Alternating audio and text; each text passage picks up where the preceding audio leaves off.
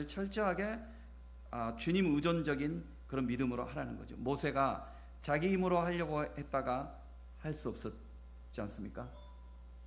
자기가 젊었고 또 왕자였고 칼을 쥘 수 있고 군대를 움직일 수 있고 뭐 비서들을 얼마든지 움직일 수 있고 그런 힘이 있을 때 모세는 아무 일을 할 수 없었습니다. 물론 할 수 있었죠. 자기 성질 내는 거 이런 거 할 수 있죠. 그러나 주님의 영광을 위하는 일은 모세는 할 수 없었습니다. 그때는 할 수 없었습니다. 그런데 모세가 광야에서 철저히 자기 자신을 내려놓고 정말 주님 저는 I'm nothing, 저는 아무것도 아니군요. 이럴 때 You are something 이런다는 주님께서 아니야 너는 You are available. 그때 주님이 너 정말 유용한 자야 라고 그때 주님 말씀해 주신다는 거죠. 그러나 스스로 자기가 잘나가지고 나는 할 수 있어요, 나는 이 정도예요 라고 할 때는 일을 못했는데 철저하게 그 광야에서 자신을 내려놓고 그는 매일 양식을 위해서 기도해야 됐고 일해야 됐고 내일 날씨가 어떻게 될지 늘 정말 그 자연에 그 의존하면서 살아야만 하잖아요. 그 농사를 짓고 목축업을 하고 이런 사람들은 하늘이 어떻게 변할지 늘 관심을 갖잖아요. 늘. 기상청이 있어도 뭐 제대로 우리 좀 뭐 틀리는데 날씨가 얼마나 힘들겠어, 그죠? 그 광야에서 그럴 때 매일매일 일용할 양식을 위하여 기도하고 매일 그 가정을 돌보고 양떼를 돌보고 그런 속에서 정말 내 힘으로 할 수 있는 건 아무것도 없구나, 내가 잘난 건 아무것도 없구나, 철저히 내가 은혜로 사는 거구나, 오직 내가 살 수 있는 것은 주님의 은혜이구나 라는 것을 철저히 의지할 때에 그때 비로소 모세는 신의 주파수에 귀가 열리는 사람이 되는 거예요. 여러분, 우리가 성령의 주파수에 우리 영혼이 맞춰져야 돼요. 이게 신앙생활이에요.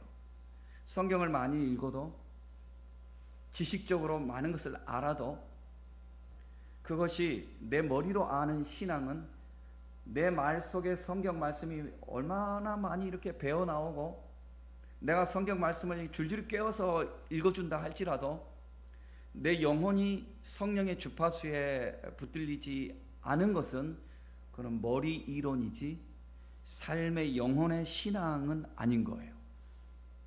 이게 정말 달라요.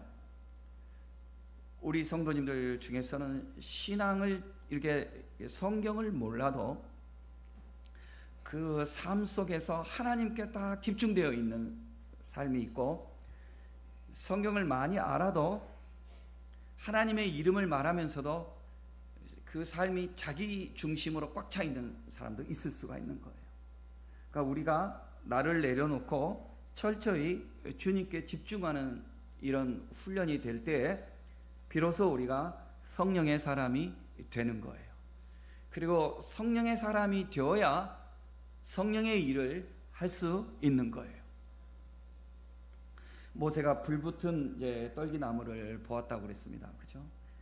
그 떨기나무는 관목, 작은 관목인데 그 사막에서 열기가 너무 강하면 불이 붙을 수 있대요. 종종. 그냥 가끔 있을 수 있는 일이라는 거죠. 그러니까 모세가 지나다니면서 평소에 그 떨기나무에 불 붙은 것을 어쩌다가 본 적들이 있었을 거예요. 그런데 그날은 좀 특이했죠. 불이 붙어 있는데 그 떨기나무에 불이 붙어 있는데 불이 사라지지가 않는 거죠. 불이 붙어 있으면은 시간이 되면 이게 사라져서 재로 변해야 되는데 불이 붙어 있는데 불이 사라지지 않는 거죠. 그 떨기나무가 사라지지 않는 거죠. 그러니까 얼핏 처음 보았을 때 모세는 이런 걸 볼 때마다 아마 이렇게 느꼈을 수도 있을 거예요. 참 네 신세가 참 처량하구나. 어쩌면 나와 같구나. 모세가 몇십 년 전에 궁궐에서 왕자로 있을 때는 그때는 권세가 있었고 돈이 있었고 그죠? 그 젊음이 있었잖아요. 사람이 이게 나이 먹으면 우리가 나이 먹은 뭐 이렇게 참 존중해야 될 이유가 있어요. 나이 먹으면 돌이킬 수 없는 것들이 참 많아요.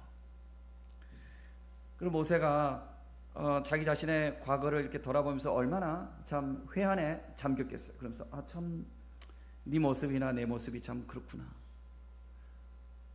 아니면은 우리 민족의 모습이 그렇구나. 노예살이를 하면서 흙이기기, 벽돌 굽기 그런 걸 하면서 노예로 살아가는 자기 동족들, 그 처량한 신세를 보면서 어쩌면 참 우리가 이 광야의 열기 속에 견딜 수 없는 저 떨기나무처럼 우리의 처지가 그러하구나 라고 생각할 수 있었던 거죠. 그런데 그날은 그 불이 붙었는데 불이 사라지지가 않는 거죠. 그래서 참 이상하다. 왜 불이 붙었는데 왜 사라지지 않지? 그래서 그 불 가까이 가다가 주님을 만나잖아요. 거기에 주님이 계셨잖아요. 주님이 거기 계시니까 그 관목이 불이 붙었지만 태워서 사라지지 않잖아요. 발견하는 거죠. 주님이 함께 하시면 그래, 이 떨기나무 같은 아주 보잘것없는 정말 아무것도 아닌 존재, 우리가 흔히 이렇게 말을 한다고 하잖아요. 우주 여행을 한번 갔다 오면 인간이라는 존재가 정말 먼지 같은 존재라고. 우주 속에서 이렇게 지구를 바라보면 지구가 작은 그 광명체 같은 존재라고 그러잖아요. 그런데 그 작은 그 지구 속에서 있는 나라는 존재는 얼마나 작은 존재예요. 그런데 더 놀라운 것은 이렇게 먼지같이 작은 나라는 존재가 또 우주를 생각한다는 것 자체가 또 대단한 거죠. 그죠? 그리고 의미가 있는 거죠. 정말 이 관목숲, 불꽃에 사라져버릴 것 같은 그 작은 관목숲 같은 작은 것이지만 아무것도 아닌 나지만 여기에 주님이 임하시니까 이거 사라지지 않는 거죠. 내가 사라지지 않는 거죠. 내가 이렇게 약하고 힘이 없고 아무것도 아닌 존재 같지만 정말 주님 아무것도 아니에요 저는 라고 이렇게 말하는 그 순간 주님이 아니야, 내가 너와 함께 함으로 너는 할 수 있어. 너는 유용한 자가 될 수 있어. 내가 너와 함께 할 거야. 주님이 그렇게 하시면 우리가 인생이 달라지거든요. 그래 모세가 그것을 발견한 거죠. 전에는 내 힘이 왕성하고 그래봤자 여전히 나는 작은 나무 한 그루에 불구하고 불이 붙으면 사라질 수밖에 없는 존재임에도 불구하고 내가 큰 소리 쳤었어요. 그런데 지금은 이 보잘것없는, 정말 보잘것없는 이 관목숲인데 여기에 불이 붙어서 사라지지 않는 거예요. 주님이 함께 하시니까. 모세가 그걸 느끼는 거죠. 그러면서 주님께 나오는 거죠. 정말 주님이 누구십니까? 주님이 누구십니까? 그럴 때 주님께서 이렇게 말씀해 주시죠. 나는 스스로 있는 자니라. 나는 스스로 있는 자니라. 이 말씀이 우리에게 매우 참 단순하면서도 또 어려우면서도 또 포괄성이 있는 그런 말씀입니다. 나는 스스로 있는 자니라. 이것 나는 스스로 있는 자니라, 이 말씀은요 우리의 번역이에요. 여러 가지 그 가능성 있는 것 중에 하나의 번역이에요. 그러니까 우리 영어를 표현해서 좀 죄송하지만 영어로 표현하면 I am. 나는 나야. 이 말이거든. I am that I am. 난 나야, 이 말이에요. 그러니까 이것은 I am 하면 그 that 가로 속에서 뭘 설명을 해줘야 되는데 설명하는 것도 나야. 나야. 이 표현입니다. 그러니까 이것조차도 번역한 거이거든요. 그래서 히브리어로는 이거를 어떻게 읽어야 하는지도 몰라요. 이 부분은. 왜냐하면 그 히브리인들은 하나님의 이름하고 관계되는 표현이 나오면 멈췄어요. 멈추고 입을 다물었어요. 감히 하나님의 이름을 함부로 말할 수 없으니까. 그리고 이 성경책을 필사를 하다가도 하나님의 이름이 나오면 오른손잡이들이잖아요. 옛날에는 왼손잡이, 요즘은 왼손잡이가 인기가 많은데 예전에는 좀 사람들이 왼손을 이렇게 취급했잖아요. 그래서 오른손잡이들이 성경 필사를 해요, 항상. 그런데 요 단어만큼은 왼손으로 쓰는 거예요. 혹시라도 틀리지 말라고. 오른손으로 하면 싹 갈겼을까 봐서. 그만큼 철저하게.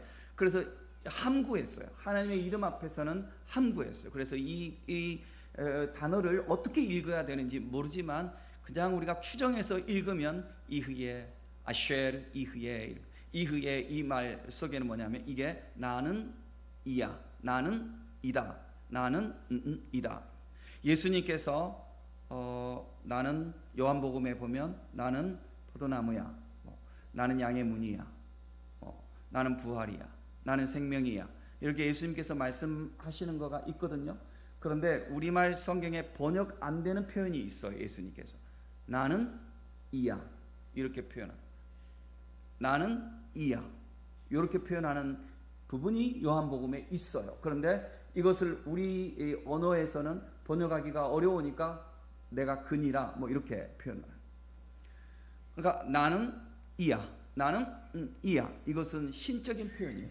신적인 표현. 신만이 표현할 수 있는 거예요. 신만이 표현.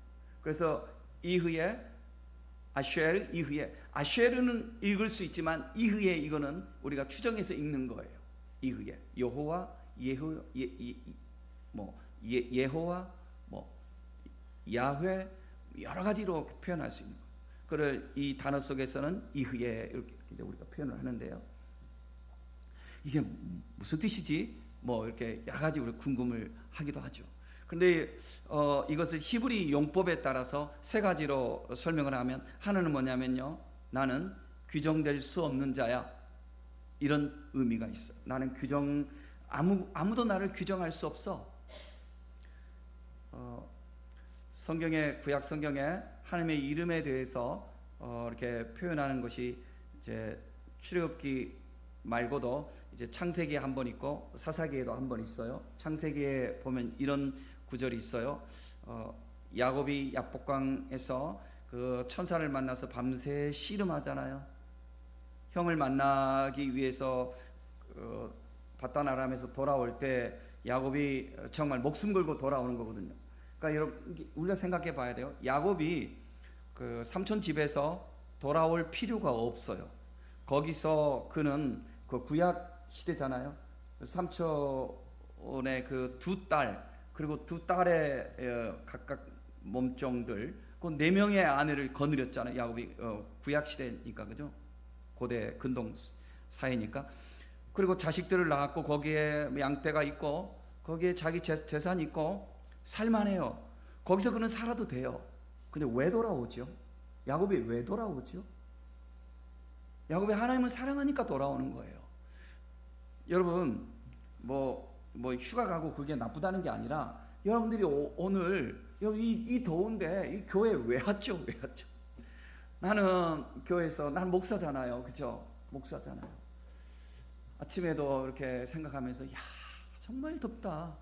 정말 더워요. 주일날 우리가 참 시원해. 이렇게 주일날 에어컨 틀으니까 정말 덥다.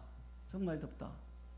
교인들이 교회 올 때 어떤 마음으로 오실까? 한번 생각해 보거든요. 왜 오시죠? 왜 오시죠? 김창욱 교수님처럼 아주 내가 잘생겨갖고 말도 잘하고 이런 사람도 아니고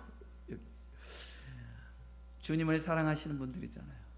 주님을 사랑하니까 오잖아요. 교회를 사랑하고 주님을 사랑하시는 분들이잖아요.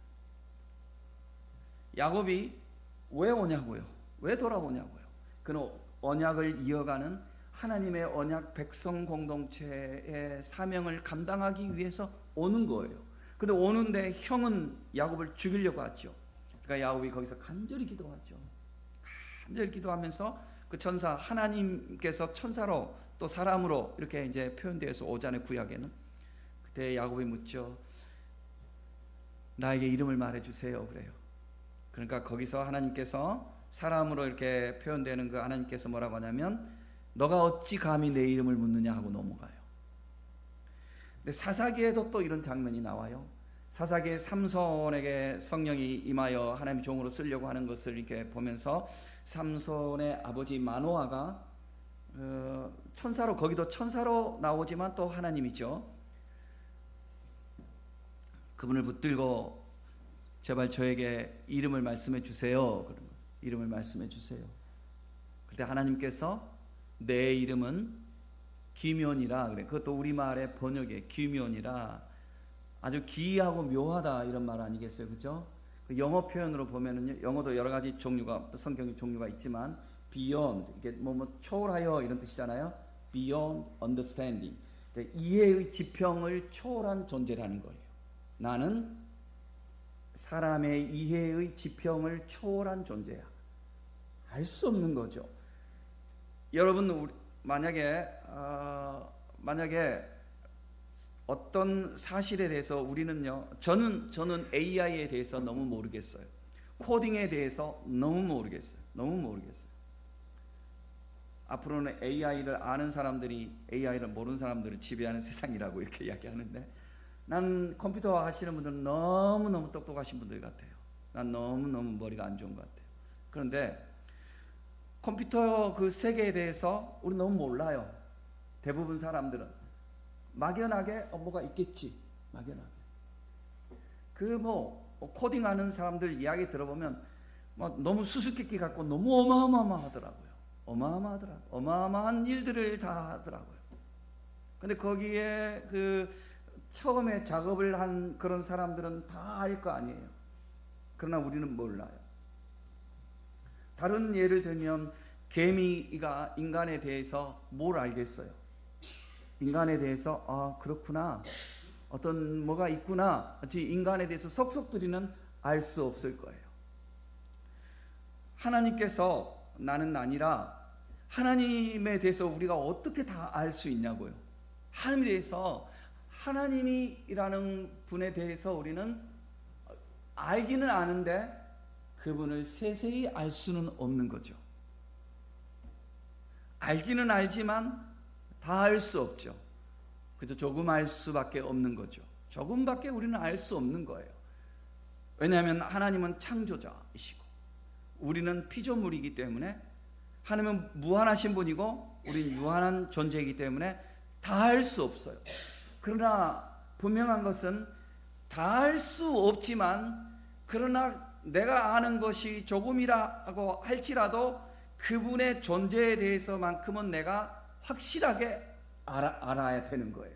이건 다른 거죠. 개미가 인간에 대해서 다 알 수는 없지만 개미가 인간이라는 존재가 있어 라고 확신하는 거하고, 인간에 대해서 내가 다 모르니까 인간의 존재를 부정하는 거하고는 그건 완전 다른 문제이죠. 그러니까 신에 대해서 다 알 수 없다고 해서 신을 부정하는 것과, 신을 다 알 수는 없지만 신은 분명히 계셔 라고 믿는 것하고는 너무 다른 거죠. 그러니까 이런 문제예요. 나는 규정될 수 없는 거야. 네가 나를 규정할 수 없어.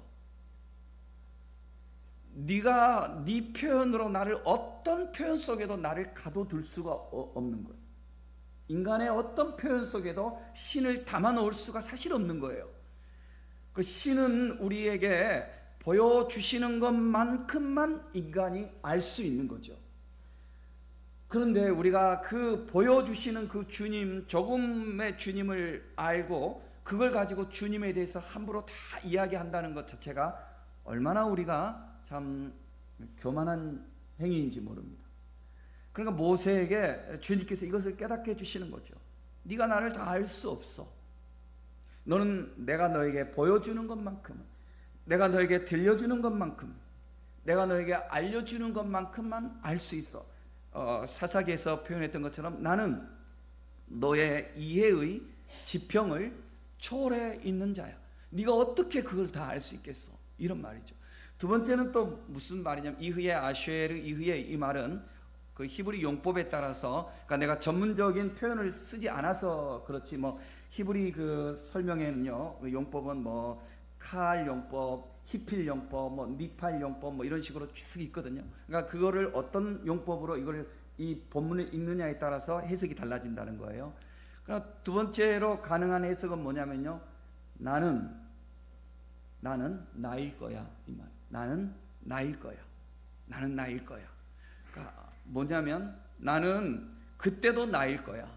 여러분, 이 표현이 사실 생각할수록 난 너무 참 감사할 수밖에 없어요. 왜냐하면은 보세요. 사람은 세상의 모든 것은요 다 변해요. 변하지 않는 것이 없어요. 사람 다 변해요. 세월이 가면 새 것은 낡아지고 강한 것은 약해질 수도 있고, 세월이 가면 다 어떤 조건과 상황이 다 바뀔 수가 있어요. 세월이 가면 다 바뀌어요. 그런데 한결같은 사람이 있다고 생각해 보세요. 우리가 믿을 수 있는 사람이 누구예요? 우리가 정말 좋은 사람이 누구예요? 한결같은 사람이에요. 한결같은 사람. 변함이 없는 사람이에요. 그런 사람 우리가 믿을 수 있잖아요. 상황에 따라서 이리 갔다 저리 갔다, 마음이 이리 갔다 저리 갔다 하는 사람을 우리가 어떻게 믿을 수가 있냐고요. 불안한 거죠. 불안한 거죠. 아이에게 있어서 엄마 아빠는 한결같잖아요. 내가 때가 묻어 있을 때에도 엄마하고 달려가면 엄마가 나를 안아주시고, 내가 문제가 있다 할지라도 엄마하고 달려가면 엄마가 나를 안아주시고, 이게 한결같은 거잖아요. 이 한결같음이 있어야 돼요. 한결같음. 그런데 대부분은 마음이 한결같으려고 할지라도 능력이 없어서 떠날 수 있는 거예요. 이렇게 사랑하는 부모도 세월이 지나면 떠날 수 있어요. 이게 인간의 한계잖아요. 근데 하나님은 한결같다는 거죠. 나는 언제나 나일 거야. 나는 내년에도 너의 하나님이고 100년 후에, 아니 1000년 후에, 10,000년 후에도 나는 여전히 너의 하나님이야. 영원히 흔들림이 없는, 산은 변하고 물은 마른다 할지라도 여호와는 영원하시다는 거죠. 한결같다는 거죠. 한결같다. 그러니까 성경에 보면 여호와는 회전하는 그림자도 없는 거죠. 언제나 똑같은, 전혀 어떤 상황 속에서도 변함이 없는 분, 그럼 믿을 수 있는 분이죠. 신실하신 분이라는 거죠. 그 하나님, 모세가 그 하나님을 대하게 되는 거죠. 그 다음에 또 용법에 따라서 세 번째 해석할 수 있는 게 뭐냐면, 나는 잊게 하는 자야, 이 말이에요. 이회 아시엘의 이회는 나는 잊게 하는 자. 그러니까 나는 무에서 유를 창조하신 분이잖아요, 주님은. 그러니까 나는 없는 것을 잊게 할 수 있는 분이라는 거죠. 무엇이든지. 그러니 나중에 보면 어떻게 해요? 주님 배고플 때, 광야 가다 배고플 때 음식을 잊게 하시잖아요. 하늘에서 만나가 내려오게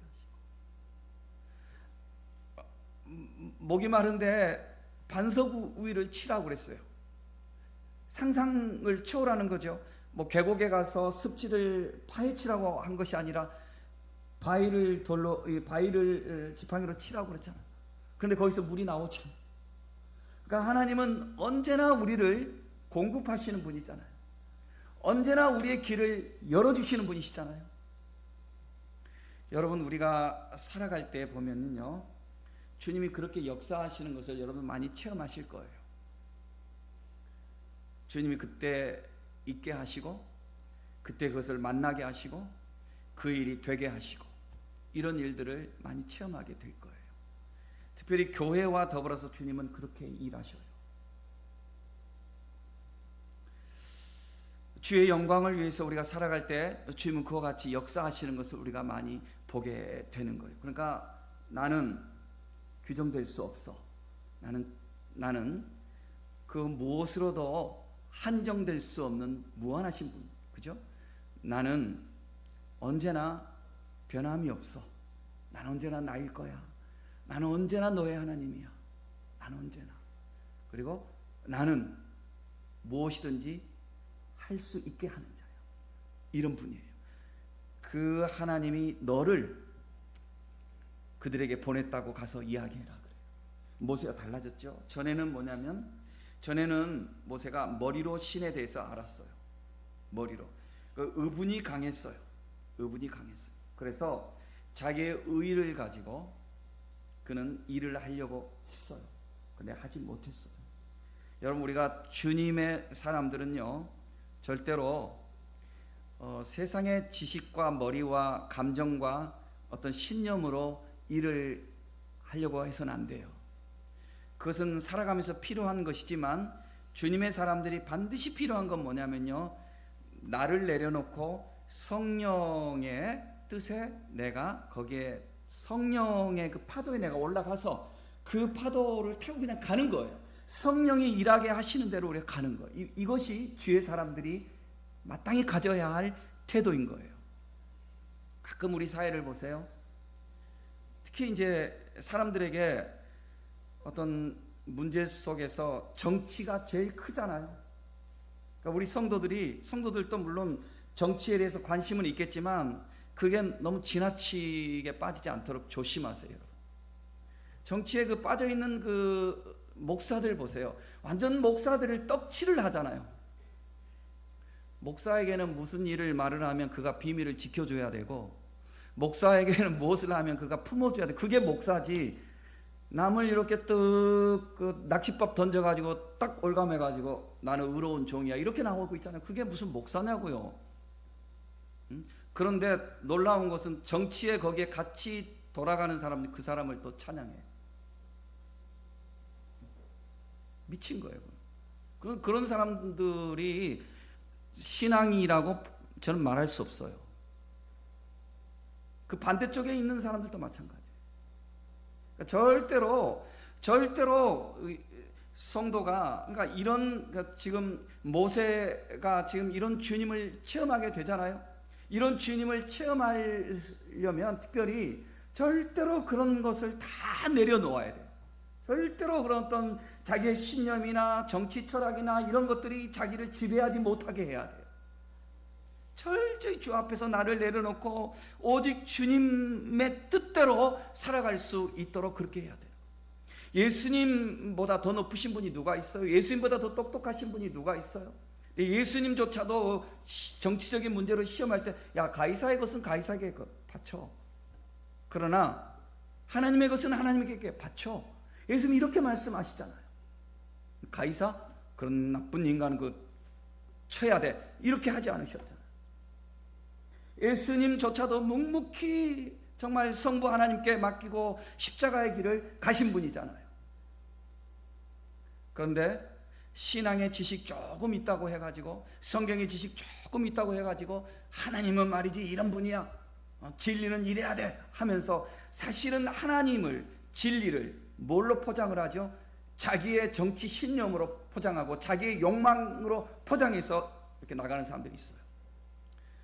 어떤 잘못된 사람들은 심지어 자기의 야망을 이루기 위해서 교회 안에서 형제 자매를요 순수하게 대하세요. 여러분들,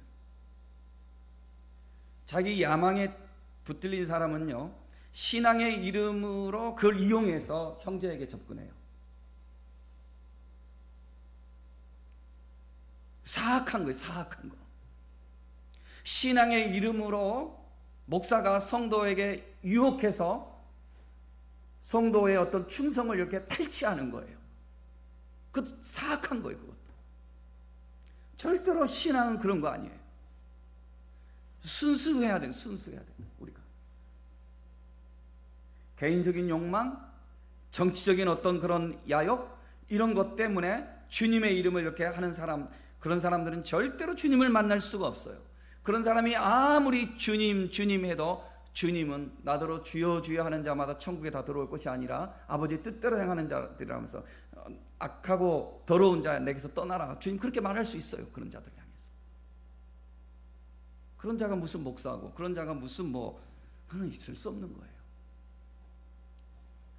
그러니까 우리가 이런 주님을 알고 이런 주님을 만나려면요 철저히 주님을 사랑하고 주님께 집중하는 자가 되어야 하는 거예요. 주의 말씀에 간절히 집중하고 주님을 만나기 위해서 간절히 사모하고 꾸준하게 엎드리고, 내 신앙의 행위와 모습이 전 어떤 사리사욕과 인간적인 어떤 것 때문에 동기화되지 아니하고 도저히 주님 앞에 내 영혼이 주님 앞에 엎드리며 주의 성령의 인도하심 속에 내가 따라갈 수 있는 그런 사람이 되어야 해요. 그럴 때 주님을 우리가 만날 수가 있는 거예요. 이런 주님을 우리가 만나면 우리가 달라지는 거죠. 그런데 진리는 항상 단순하잖아요, 여러분.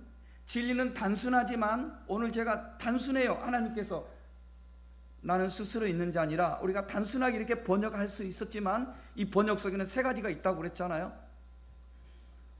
진리는 항상 단순 명료해요. 우리에게 올 때는. 그러나 그 단순 명료한 그 진리는 내 삶의 모든 상황 속에 또 적용이 돼요. 이게 놀라운 거예요. 그러니까 나는 스스로 있는 자 아니라 한마디 말씀이었지만 그 말씀 속에 어때요? 내가 어려운 일을 당할 때 그래 주님은 있게 하시는 분이야. 그러니까 거기 적용이 되는 거예요. 내가 주님에 대해서 다 할 수 없을 때 그래 내가 주님은 내 언어와 내 머릿속에서 규정될 수 없는 무한하신 분이지. 거기에 또 적용이 될 수 있는 거예요. 진리는 단순하지만 그 단순한 진리는 단순한 한 가지로 끝나지 아니하고 내 삶의 모든 영역 속에 거기 다 나를 다 지배하는 거예요. 다 나를 거기에 포함시키고 어떤 상황에서도 그 진리가 나를 거기서 그 어떤 파란색일 때는 파란색으로, 붉은색일 때는 붉은색으로, 하얀색일 때는 하얀색으로 모든 상황 속에서 그 단순한 진리는 그때그때마다 그렇게 나타나서 나에게 그 의미와 상황을 이끌어 가는 거예요. 이게 다른 거예요. 그러니까 이게 우리가 주님을 만나면 이와 같은 사람이 되는 거예요. 여러분 이런 측면에서 우리는 예수 믿는 성도들인데요. 예수님을 우리가 이렇게 만나야 돼요, 여러분. 정말 예수님을 만나야 돼요. 예수님을 만나서 예수님이 누구인지를 내가 말할 수 있어야 돼요. 여러분들이 각자 말할 수 있어야 돼요. 우리는 다른 사람들이 예수님에 대해서 말하는 것을 우리가 들어요. 근데 그 다른 사람들이 예수님에 대해서 말하는 것은 그분의 용어로 표현한 것일 뿐이에요. 그러니까 규정되어져 버렸죠, 이미. 그 규정되어진 것만 가지고 우리가 그것만 가지고 그분을 이렇게 알려고 하니까 우리가 주님을 모르는 거예요.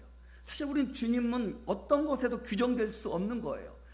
어떤 사람이 예수님은 내 신랑과 같아 라고 하면은 그분은 그 상황 속에서 그렇게 표현이 된 거예요. 어떤 사람은 예수님은 내 아빠와 같아. 그 상황 속에서 아빠라고 그가 체험이 된 거예요. 그러나 아빠로, 신랑으로, 친구로 어떤 것으로도 규정될 수 없는 분이에요, 주님은. 그 모든 상황 속에서 모두에게 어떤 상황 속에서라도 예수님은 다 적용이 될 수 있는 거예요. 그러니까 이런 주님을 우리가 만나야 돼요. 자기가 그 상황 속에서 주님을 만나야 돼요. 이렇게 만나면 책에서 만난 주님, 남의 간증을 통해서 귀로 만난 주님하고 비교할 수가 없는 거죠.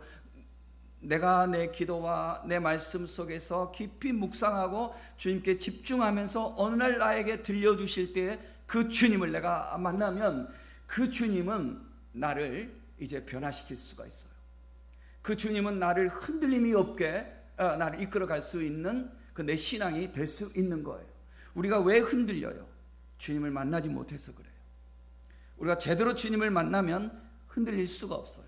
어떤 상황 속에서도 흔들려요. 정말 죽음 앞에서도 흔들릴 수가 없어요. 가령 우리가 순교자의 어떤 체험들을 이렇게 들어보잖아요. 그들이 어떻게 거기서 견딜 수 있었을까? 거기서 어떻게 견딜 수 있었을까? 제가 참 너무나 죄송하게도 그 어떤 청년의 그 이슬람 세계에서 붙들려서 방송에 나온 살고 싶다고 그 청년의 죽음에 대해서 저는 그 잊혀지지가 않아요. 그리스도인으로서 자존심의 문제이기도 하고 그 형제의 그 아픈 모습도 참 아프기도 하고 잊혀지지가 않아요. 그러나 그 형제가 정말 자기가 오죽하면 그렇게 그 상황이 됐겠습니까마는 남의 일이니까 우리가 쉽게 말해서는 안 되지만 그러나 그 상황 속에 올 때까지 그가 정말 주님 안에서 천국에 대한 확신과 그걸 가졌다면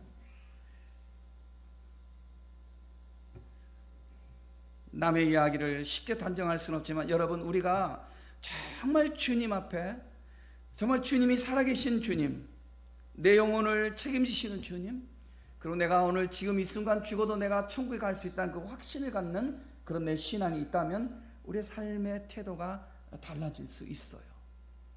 이런 확신 속에서 믿음 생활을 하면 돈 때문에, 어떤 다른 유혹 때문에, 어떤 정치적인 어떤 신념 때문에, 어떤 자존심 때문에 우리 믿음 흔들리지 않아요. 어떤 상황 속에서도 흔들림 없이 주님의 영광을 위하여 나는 믿음의 길을 갈 수 있는 성도가 될 수 있어요. 여러분, 우리가 다 부족한 존재들이지만 이와 같은 확신에 찬 신앙의 길로 갈 수 있도록 마음을 집중하여 주님을 만날 수 있는 성도들 되시기를 예수의 이름으로 축복합니다.